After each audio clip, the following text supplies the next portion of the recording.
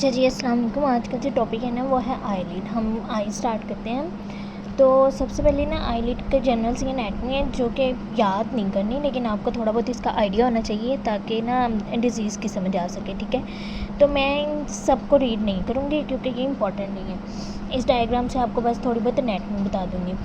अब आईलिड हमारे पास जो होता है ना, इसको दो लेमिना में डिवाइड कर देते हैं। इस डायग्राम से मैं आपको एक्सप्लेन करती हूँ थोड़ा सा। तो दो लेमिना, एक इंटीरियर लेमिना और एक पोस्टीरियर लेमिना। अब ये डिवाइड कैसे करते हैं, इसको कहते हैं ये ग्रे लाइन है। ये एक सर्जिकल लाइन होती है, मतलब कहना ये ग्रे लाइन है जो कि ड्यूरिंग सर्जरी हमारे पास इंपॉर्टेंट होती है इंटीरियर और पोस्टीरियर लेमिना को डिवाइड करने के लिए। ठीक है, तो ये डिमार्केशन है। इससे आगे वाला है सारा इंटीरियर लेमिना और पीछे वाला क्या होगा, पोस्टीरियर लेमिना। ठीक है, तो अब हम आई लेयर्स के अगर लेयर्स पढ़ें, हम इसको लेमिना वाइज भी लेयर्स में बता सकते हैं और अगर डायरेक्ट बताना चाहें तो वैसे भी। ठीक है, तो इसकी जो टोटल लेयर्स होती हैं ना वो होती हैं 8 या 7 होती हैं। ठीक है, 8 हैं, सॉरी। ठीक है, तो सबसे पहले ना हमारे पास इंटीरियर लेमिना वाइज बता देती हूँ। ठीक है, सबसे पहले जो लेयर होती है ना मोस्ट सुपरफिशियल, वो होती है हमारे पास स्किन है। ठीक है, यहाँ से देखें, सबसे पहले हमारे पास स्किन है। ये सारा इंटीरियर लेमिना है ग्रे लाइन तक, यहाँ तक। ठीक है, सबसे पहले उसमें स्किन आती है। स्किन के बाद ये क्या है, हमारे पास सबकुटेनियस टिश्यू आता है। सबकुटेनियस टिश्यू आता है और सबकुटेनियस टिश्यू के बाद हमारे पास क्या आता है, अब ये मसल है। तो यहाँ पे स्ट्राइएटेड मसल होता है। Interior lamina have the striated muscle, ये थर्ड लेयर है। ठीक है, थर्ड लेयर में कौन सा मसल है, स्ट्राइएटेड मसल, डेट इज़ है ऑर्बिकुलरिस ओकुलाई मसल। उसके बाद अब मसल है तो फिर सब उसके बाद थोड़ा सा थिन लेयर आ जाती है सब मस्कुलर कनेक्टिव टिश्यू की। ठीक है, वो इतनी ज़्यादा यहाँ पे प्रोमिनेंट नहीं है लेकिन मसल के नीचे होती है। तो सबसे पहले मोस्ट सुपरफिशियल हमारे पास स्किन है, उसके बाद सबकुटेनियस टिश्यू आया, उसके बाद orbicularis oculi muscle and below this there is a sub muscular connective tissue. Then we have the gray line. This is a gray line that divide the eyelid into two lamina. One is the interior and second one is the posterior lamina. Now the posterior lamina also have the layer. ठीक है, अब यहाँ पे सब muscular connective tissue था, फिर grey line आ गई। जो इन पोस्टीरियर लेमिना है ना, मेनली उसमें हमारे पास क्या होता है कि फाइब्रस लेयर होती है। फाइब्रस लेयर ये सारी, ठीक है, ये फाइब्रस लेयर है। तो इसको ना मतलब टार्स कहते हैं, टार्स प्लेट जो भी है। ठीक है, तो ये हमारे पास इसमें मेबोबियन ग्लैंड्स पड़े होते हैं। अब ये देखें, टार्सस विद द मेबोबियन ग्लैंड, ये फाइब्रस लेयर होती है जिसका जो थिक एंड सेंट्रल पार्ट है ना उसे टार्सल प्लेट कहते हैं, और जो पाल्पेब्रल पार्ट होता है साइडों वाला उसको पाल्पेब्रल फेशिया कह देते हैं। अब जनरली इसको बस टार्स फाइब्रस लेयर कह लो। ठीक है, इतना कोई इंपॉर्टेंट नहीं है। उसके बाद हमारे पास आ जाता है इसमें लिवेटर मसल आता है। लिवेटर मसल का एपिन्यूरोसिस आता है। ठीक है, जो हमारे पास लिवेटर मसल है जो कि आईलिड को एलिवेट करेगा, उसका एपिन्यूरोसिस आया इन द पोस्टीरियर लेमिना। उसके बाद हमारे पास नॉन स्ट्राइएटेड मसल आते हैं। नॉन स्ट्राइएटेड मसल कौन सा है, मूलर्स मसल है। ठीक है, पोस्टीरियर लेमिना में।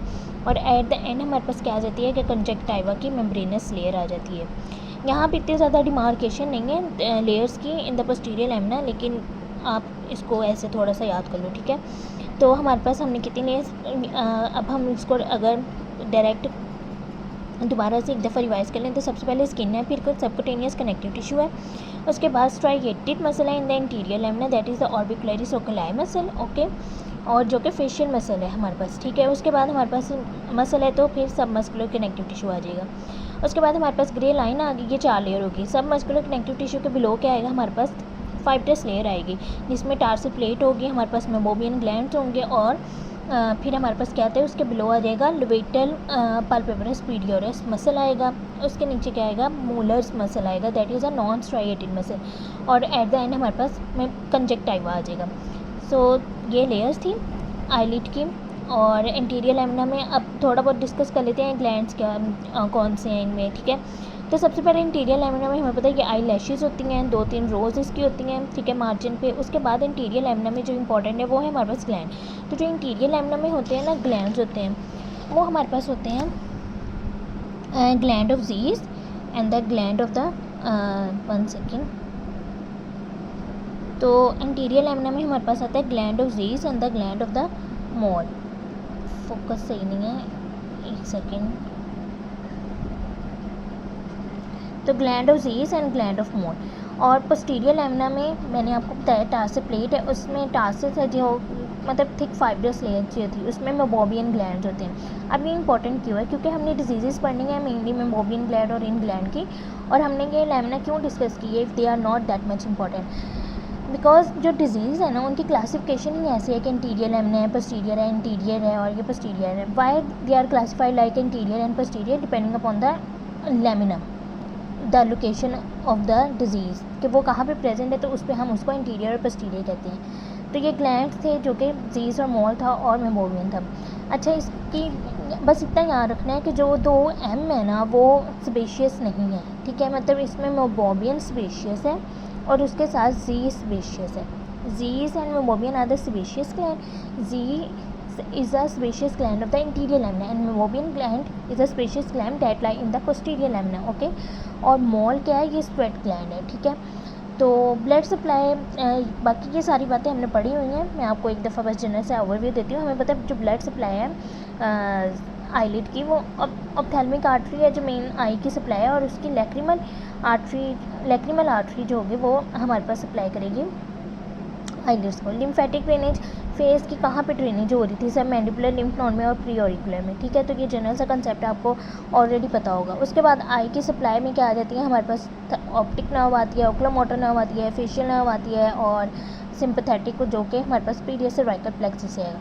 तो मोटर सप्लाई में जो मसल्स को सप्लाई करती हैं, all the muscles are supplied by oculomotor nerve except for the orbicularis oculi. इसको बात को ऐसे याद रखने की, हमने पढ़ा था जो फेशियल मसल है उसकी सप्लाई क्या है, facial nerve. So we discuss the orbicularis oculi muscle in the facial muscles. That's why the nerve supply, the orbicularis oculi muscle is the facial nerve. All other muscle are supplied by the oculomotor. उसके बाद sensory supply आ जाती है। Sensory में क्या होगा कि हमें पता है जो फेस की सेंसरी सप्लाई है that is a trigeminal, that is the fifth nerve and is further divided into 3 division ophthalmic, maxillary and mandibular. So I is mainly supplied, the sensory supplied is by the ophthalmic and the maxillary division। तो upper eyelid में ophthalmic आ जाता है, lower में ophthalmic plus maxillary की कुछ branches आ जाती हैं। तो अगर आप इन चीज़ों को याद कर लें तो बहुत अच्छी बात है, अदरवाइज़ ये ऐसा इंपॉर्टेंट नहीं है, ठीक है। उसके बाद फंक्शन ऑफ आईलिड हमें पहले से ही थोड़ा बहुत पता है कि ये प्रोटेक्ट करती हैं हमारे पास आइज़ को from the external injury. Then they are important in the maintenance of the tear film, जो लैक्रिमल फ्लूइड होते हैं उसको ये यूनिफॉर्मली डिस्ट्रीब्यूट करवा देती हैं and that prevent the infection and the dryness in the eye. तो ये भी इसका ही काम है, distribution of the eye and the support of the tear film by the lower eyelid margin. उसके बाद ड्राइंग प्रिवेंट करती हैं drying of the tear film by the oily secretion of the glands and which gland are main, that are the meibomian gland। So that was all about the general anatomy of the eyelid। अब next video में आपको मैं disease का थोड़ा बताती हूँ। अल्लाह हाफिज़।